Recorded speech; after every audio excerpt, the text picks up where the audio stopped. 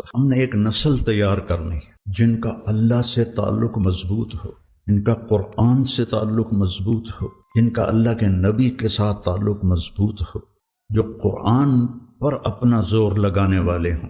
بلاد ہند میں قرآن پر بہت زیادتی ہوئی ہے، صرف فقہ۔ قرآن تبرکاً ہوتا ہے، حدیث بھی تحنیف کے لیے ہوتی ہے، وہ بھی تبرکاً ہوتی ہیں۔ وہ نوجوان جو اللہ کے سامنے کھڑے ہوں، اللہ بھی کہے خدا بندے سے خود پوچھے بتا تیری رضا کیا ہے، میرا بندہ بول کیا چاہتا ہے۔ لوگوں کو ہدایت کے نشان بنا کے چھوڑیں۔ مولوی بنانا کیا مشکل، تم سارے مولوی بیٹھے، ہم سارے مولوی بیٹھے، لیکن کوئی نسل تیار کرنا، اس کے لیے فالتو کام کرنا پڑتا ہے۔ جو گاما پہلوان تھا غلام محمد، اس کا قد تھا 5 فٹ 8 انچ، اور 6.25 فٹ کے پہلوانوں کو اٹھا کے ایسے پھینکتا تھا جیسے کوئی تنکا اٹھا کے پھینک دیا۔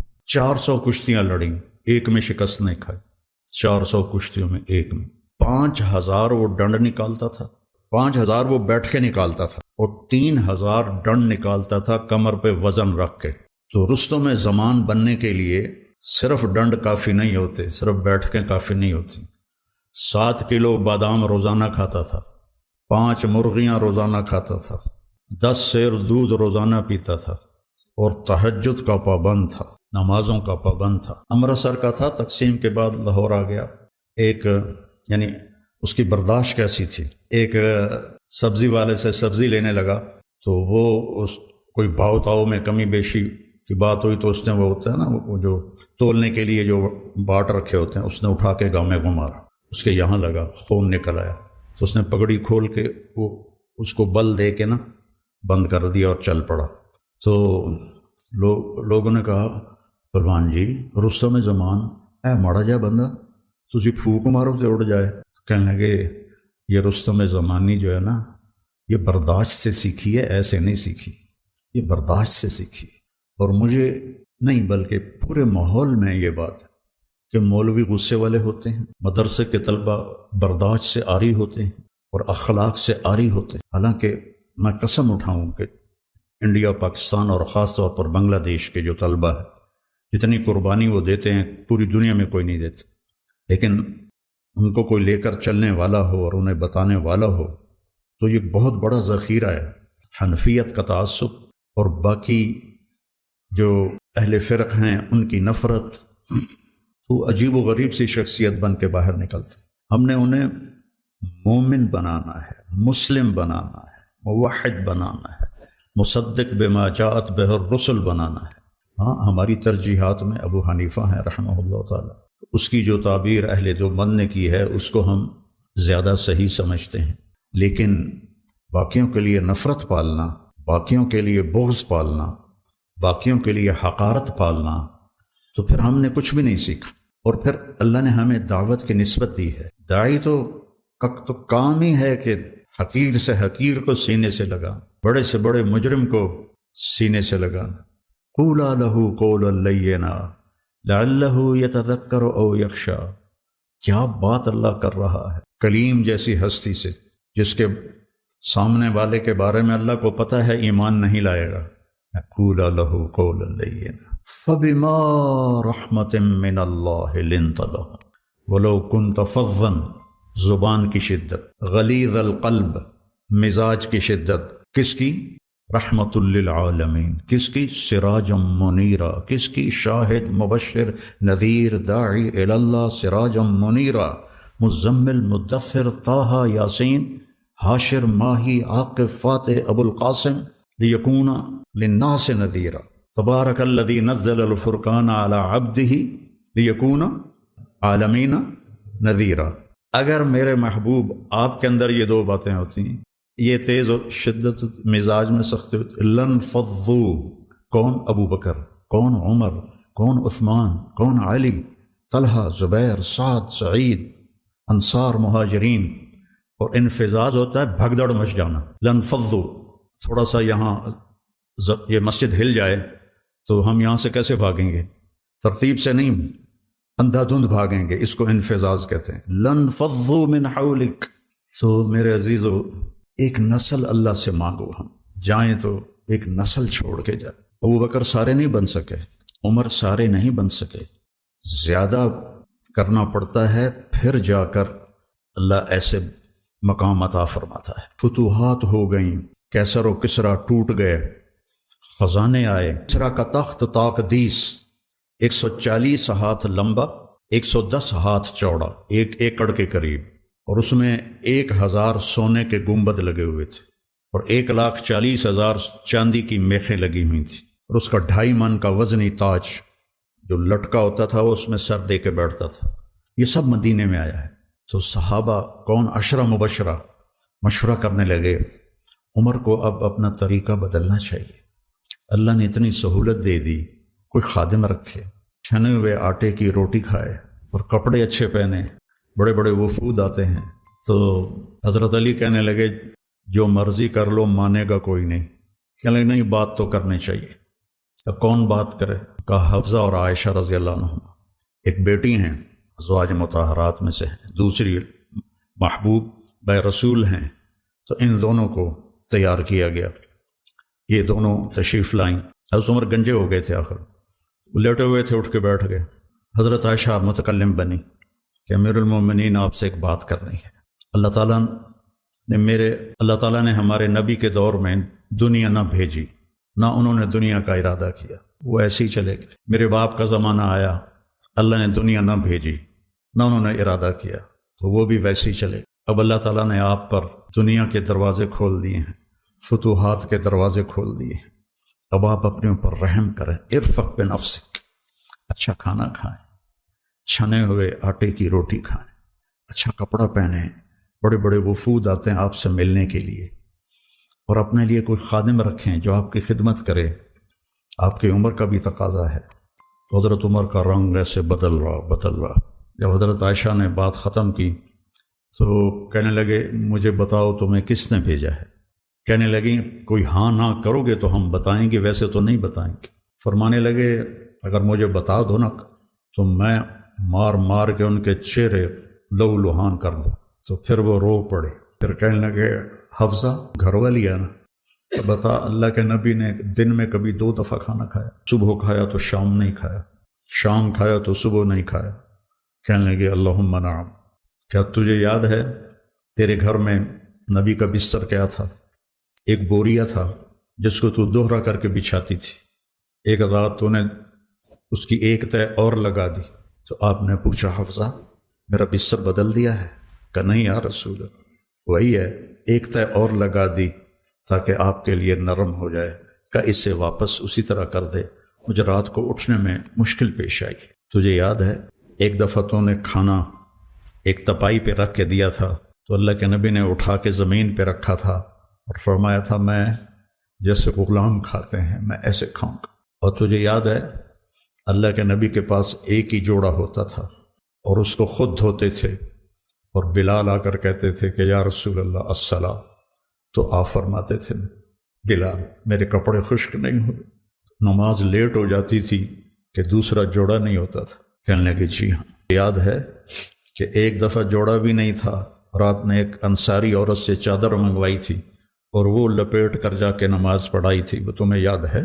ساروں قطار رونے لگے۔ فرمایا عائشہ حفصہ جنہوں نے تمہیں بھیجا ہے انہیں جا کے کہو کہ 3 دوست تھے، ایک منزل کی طرف چلے، پہلا چلا وہ پہنچ گیا، دوسرا چلا وہ بھی پہنچ گیا، اب تیسرا راستے میں ہے، ان کی راہ پر چلے گا تو ان تک پہنچے گا، اگر اس سے ادھر ادھر ہوا تو بھٹک جائے گا۔ والذی نفسی بیدہ لأکرہن نفسی علی ما انا علیہ، اس ذات کی قسم جس کے قبضے میں میری جان، میں اپنی جان کو اسی طرح کھپاؤں گا جس پر میں ہوں، یہاں تک کہ میرا اللہ مجھے میرے ساتھیوں سے ملا تھا۔ جب خنجر لگا اور امید کوئی نہ رہی بچنے کی تو آپ نے عبداللہ بن عمر کو بلایا اور فرمایا کہ جاؤ اما عائشہ سے کہو کہ عمر امیر المومنین نہ کہنا، اب میں امیر المومنین نہیں ہوں۔ عمر اپنے ساتھیوں کے پڑوس میں قبر کی جگہ چاہتا ہے۔ جب وہ تشریف لے گئے تو حضرت عائشہ بھی رو رہی تھی، انہوں نے بھی روتے ہوئے عرض کی اماں جان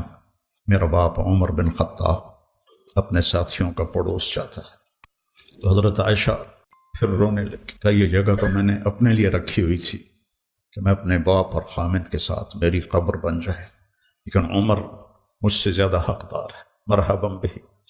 جب وہ آئے تو حضرت عمر کو بتایا کہ اجازت ہو گئی ہے، کہ نہیں بیٹا، ہو سکتا ہے میرے شرم میں اجازت دی ہو، جب میں مر جاؤں اور میرا جنازہ لے کے دروازے پر پہنچو تو دروازہ پر جنازہ رکھ دینا اور پھر اندر جا کے دوبارہ اجازت لینا، اس وقت اجازت ملے تو اندر لے جانا، ورنہ مجھے بقی میں دفن کر دیں۔ حضرت علی اور حضرت حسن آئے تو گھبراہٹ دیکھی تو حضرت علی نے فرمایا موت سے ڈر گئے ہو؟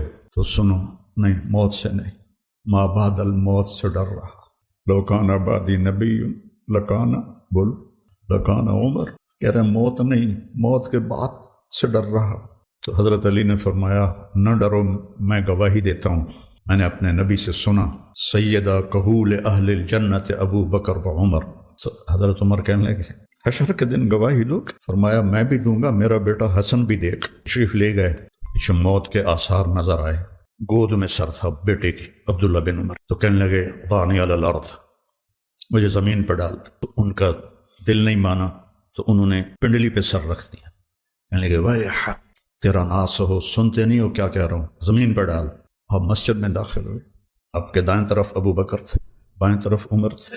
آپ نے فرمایا ہمیں دیکھ رہے ہو؟ صحابہ سے کہا جی، کہا کذا نحشر یوم القیامہ، اس طرح ہم محشر میں اٹھیں گے کہ میرے دائیں ابو بکر ہوگا اور بائیں میرے عمر ہوگا۔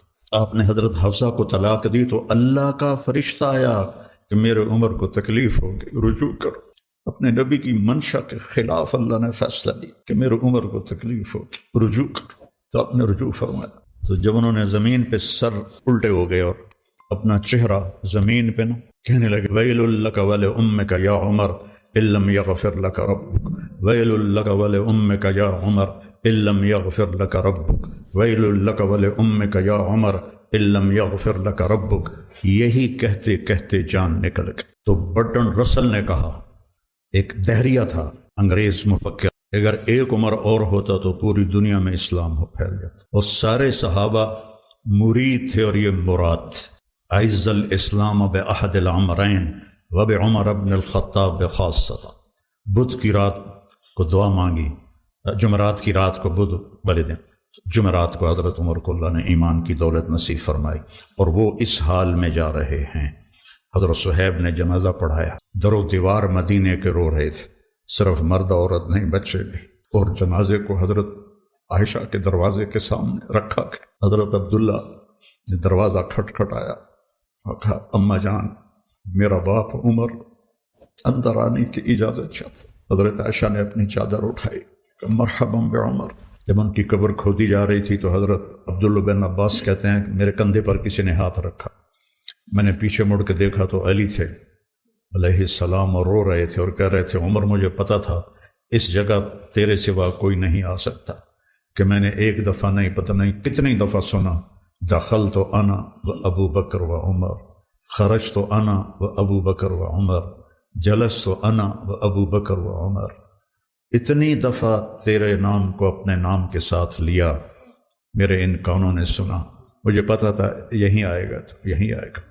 صحابہ تو سارے معزز و محترم ہیں، لیکن جنہوں نے اپنے آپ کو کچھ کھپایا وہ پھر آج ہم ان کا ذکر کر کے رو رہے ہیں، آنکھیں اشک بار ہیں۔ رواجی کام کرنا ہے تو مسئلہ ہی کوئی نہیں، لیکن اگر کسی منزل تک خود بھی پہنچنا ہے، اوروں کو بھی پہنچانا ہے، چونکہ جب آدمی دوسروں پر محنت کر رہا ہوتا ہے تو عام طور پر اپنی طرف سے نظر ہٹ جاتی ہے، فلاں بچے کی یہ شکایت ہے، فلاں بچے کی یہ شکایت ہے، فلاں بچے کی یہ کمی ہے، فلاں بچے کی یہ کمی ہے۔ اب یہ ایک انتظامی چیز ہے، اس کو کرنا پڑتا ہے، لیکن آدمی اپنی کمیاں بھول جاتا ہے۔ ابن سیرین کے حسن بصری کا قول ہے کہ میں نے 70 صحابہ کی صحبت اٹھائی جو اپنے اوپر نفاق کا ڈر رکھتے تھے، نافق حنظلہ، نافق حنظلہ۔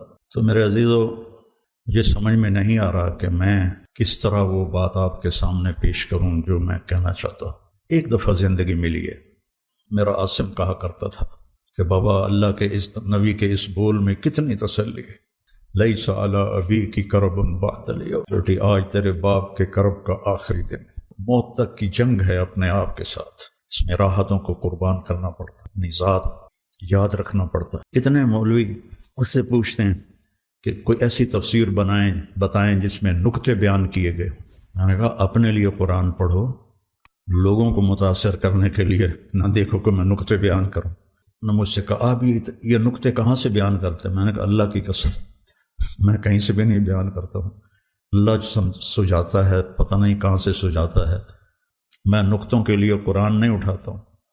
فَإِذَا الْتَبَسَتْ عَلَيْكُمُ الْأُمُورُ كَقِطَعِ اللَّيْلِ الْمُظْلِمِ فَعَلَيْكُمْ بِالْقُرْآنِ فَإِنَّهُ مَاحِلٌ مُصَدَّقٌ وَشَافِعٌ مُشَفَّعٌ من جعله أمامه قاده إلى الجنة ومن جعله خلفه ساقه إلى النار۔ اللہ آپ سب بچوں کو قبول فرمائے۔ میں تو اب 70 سال سے بھی آگے چلا گیا ہوں، نہ جانے بلا لے پیا کس گھڑی۔ اب تو زندگی کے اس حصے میں سے گاڑی گزر رہی ہے کہ نہ جانے بلا لے پیا کس گھڑی، تو کیا کرے گی اری دن کے دن۔ میرا سرمایہ ہیں یہ سارے استاد، آپ بھی اب سارے استاد ہو، اس طرح دنیا سے جاؤ کہ اللہ راضی۔ محمد علی جناح کے بارے میں بہت رحمت اللہ علیہ، کوئی کہتا شیعہ تھا، کوئی کہتا بے دین تھا، کوئی کہتے ہیں اس کو پتہ ہی نہیں تھا اسلام کا۔ ایک آدمی نے ان سے کہا کہ سر آپ اتنے بیمار ہیں اور آپ اتنی محنت کرتے ہیں، کیوں کرتے ہیں؟ تو کہنے لگے میں چاہتا ہوں جب میں اللہ کے سامنے پیش ہوں تو میرا اللہ مجھے کہے شاباش مسٹر جناح۔ انہوں نے تو انگریزی میں کہا کہ اللہ مجھے کہے ویل ڈن مسٹر جناح، جناح شاباش۔ جب ہم اللہ کی بارگاہ میں پیش، اللہ ہم سے کہے شاباش، کیا بات۔ من یتق اللہ یجعل لہ مخرج ویرزقہ من حیث لا یحتسب، جو تقوی اختیار کرتا ہے اللہ تعالیٰ اس کو وہاں سے رزق دیتا ہے، اس کو ہر تنگی سے راستہ دیتا ہے، اور وہاں سے رزق دیتا ہے جہاں سے اس کو وہم و گمان بھی نہیں ہوتا۔ حضرت مقداد رضی اللہ تعالیٰ عنہ پیشاب کرنے گئے تو سامنے ایک سوراخ تھا، جہاں وہ بیٹھے پیشاب کر رہے تھے سوراخ تھا، تو ایک چوہا اندر سے نکلا اور 1 دینار آپ کے سامنے پھینک کے اندر چلا گیا، پھر گیا، پھر ایک دوسرا دینار لے کے آیا، پھر 3، پھر 4، پھر 5، پھر 6، پھر 7، پھر 8، 19 دینار اس نے اپنے سوراخ سے نکال کے حضرت مقداد کے سامنے پھینک کے اندر چلا گیا۔ وہ بڑے بھی حیران پریشان، انہوں نے وہ اٹھائے، فارغ ہو کر آ کر اللہ کے نبی کو پیش کیے کہ یا رسول اللہ میرے ساتھ تو یہ قصہ ہوا ہے، آج چوہے نے مجھے مالدار بنا دیا۔ تو آپ نے فرمایا یہ رزق ہے جو اللہ نے تجھے عطا کیا ہے۔ پھر یہ آیت پڑھی من یتق اللہ یجعل لہ مخرج ویرزقہ من حیث لا یحتسب۔ اب یہ راستہ صرف مسلمان کے پاس ہے کہ اگر وہ تقوی اختیار کرتا ہے تو اسے اللہ وہاں سے دے گا جس کا اس کو وہم و گمان بھی نہیں ہوگا۔ من یتق اللہ یجعل لہ من امرہ یسرا، جو تقوی اختیار کرے گا اللہ اس کے لیے آسانیاں پیدا کر دے گا۔ من یتق اللہ یکفر عنہ سیئاتہ ویعظم لہ اجرا، جو تقوی اختیار کرے گا اللہ اس کے گناہوں کو معاف کر دے گا، صاف کر دے گا۔ یکفر کا مطلب ہوتا ہے نشانی مٹا دینا، عفا کا مطلب ہوتا ہے چھپا دینا، اور تکفیر کا مطلب ہوتا ہے نشانی مٹا دینا۔ اللہ ان کے گناہوں کے نشانی مٹا دے گا اور ان کا اجر بہت زیادہ کر دے گا۔ ان تصبروا وتتقوا لا یضرکم کیدہم شیئا ان اللہ بما یعملون محیط۔ تم صبر اور تقوی اختیار کرو تو دشمن کی کوئی چال تمہارے اوپر کارگر نہیں ہوگی، اللہ ان کا گھیرا ڈالے ہوئے ہے، ان کے گرد گھیرا ڈالے ہوئے ہے۔ تقوی کی مثال کیا ہے؟ آپ کے پاس پیسے ہوں اللہ کے فضل سے تو آپ ہر چیز خرید سکتے ہیں، گھر خرید سکتے ہیں، گاڑی خرید سکتے ہیں، جائیداد بنا سکتے ہیں، سیر و تفریح کر سکتے ہیں۔ تو تقوی ایک ایسا سرمایہ ہے جس سے آپ دین کے ہر عمل پہ چل سکتے ہیں۔ تقوی ایک ایسا سرمایہ ہے جس پر آپ دین کے ہر عمل کو اپنا سکتے ہیں اور اس پہ چل سکتے ہیں۔ حضرت عمر نے کعب احبار سے پوچھا تقوی کیا ہے؟ کیونکہ قرآن میں مختلف تعبیرات ہیں تقوی کی۔ تو حضرت عمر نے پوچھا، کعب احبار یہودی عالم تھے، ایمان لائے تھے، تابعی ہیں، مت تقوی۔ فرمانے لگے کبھی کانٹوں بھرے راستے پہ چلے ہو؟ تو ہاں۔ کہنے لگے ہاں، اور اب میں تو کانٹے ہی کانٹے تھے، کوئی سبزہ تو تھا ہی نہیں۔ تو کہنے لگے پھر کیا کرتے ہو؟ کہ میں اپنا کرتا سمیٹ لیتا ہوں، دامن سمیٹ لیتا ہوں اور کانٹوں سے بچ بچا کے آگے نکل جاتا ہوں، کہ بس یہ تقویٰ ہے کہ چاروں طرف گناہوں کے خاردار کانٹے ہیں، اس سے اپنے دامن کو بچا کر پار نکل جاؤ۔ اور دوسرا کہ لوگوں کے سخت رویے ہیں، کانٹوں کی طرح چبھتے ہیں، ایک جملہ آدمی کو ساری رات نہیں سونے دیتا، یہ اتنا زخم ہوتا ہے۔ جب حارث بن ابی سفیان اور عبداللہ وہ ایمان لانے کے لیے تشریف لائے فتح مکہ سے پہلے، تو آپ نے ان کو ملنے سے انکار کر دیا کہ مجھے ان کا ایمان قبول نہیں ہے، کہ یہ میرے بارے میں بہت سخت باتیں کرتے تھے۔ طائف والوں نے پتھر مارے، جب وہ آئے تو ان کا استقبال کیا، ان کے ساتھ بیٹھ کے رات کا کھانا کھاتے تھے۔ ایک رات نہیں کھایا تو آ کے معذرت کی کہ میری تلاوت رہ گئی تھی اس لیے میں نہیں آ سکا۔ اور یہ ایک پھوپھی کا بیٹا ہے اور ایک تایا کا بیٹا ہے۔ تو ابو سفیان بن حارث آپ کے سب سے بڑے تایا تھے، کہ مجھے ان کا ایمان قبول نہیں ہے، یہ میرے بارے میں بہت سخت باتیں کرتے تھے۔ پھر حضرت ام سلمہ نے سفارش کی تو پھر ان کو بلایا۔ تو لوگوں کے سخت رویے کانٹوں کی طرح ایسے راستے میں ہیں، ان میں الجھنے کی بجائے دامن بچاؤ، کان بند کرو اور آگے چلے جاؤ، جواب دینے کے چکر میں نہ پڑو اور اپنے دل کو صاف کر